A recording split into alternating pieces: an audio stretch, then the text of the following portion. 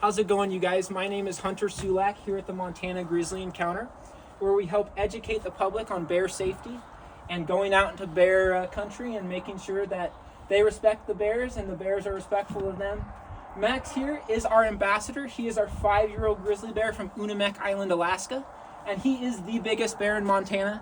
That is because he is from Alaska. Those bears, like Kodiak bears, they eat a lot of salmon and whale carcasses, so genetically he's a little bit bigger. Your average bear out here in Montana is only about 400 pounds, but nonetheless, he is a great ambassador, and we get to be his translators and help educate the public.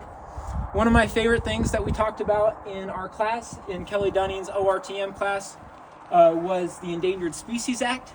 The Endangered Species Act was signed in the 1970s, protecting endangered species like the Yellowstone grizzly bear, which Max isn't, but he is related to.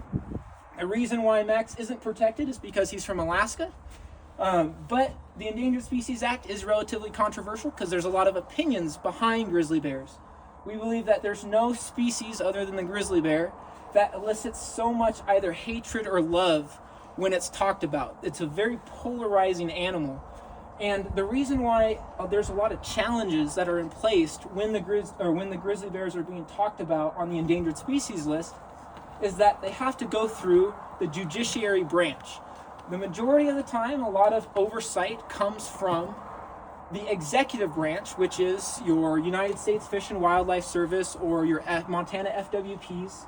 There has been a lot more involvement with the legislative branches and other politicians like governors and senators getting involved.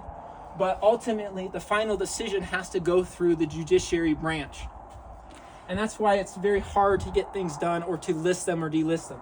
We're not here to make any political assumptions or to tell people whether or not bears should be delisted or listed. We are here to tell people, though, that science should be the number one reason that we base our wildlife decisions off of. And that is a key root in another topic we talked about of the North American model of wildlife conservation. Now, Max here, he is pretty distracted. You could walk down here if you wanted and say hi to Max. If you're wondering what Max is playing with and why he's so playful, is that Max's babysitters and we put a bunch of trail mix and a bunch of cinnamon and a bunch of stuff that smells good in that cowhide. And we roll that cowhide up, and it's like a big piñata. When he takes it out, he starts throwing it around, he gets a bunch of nice treats. So having him here is very important to us because we give him a better life, but we also get to talk to the public and help educate the public about issues like the Endangered Species Act, the lack of habitat they have.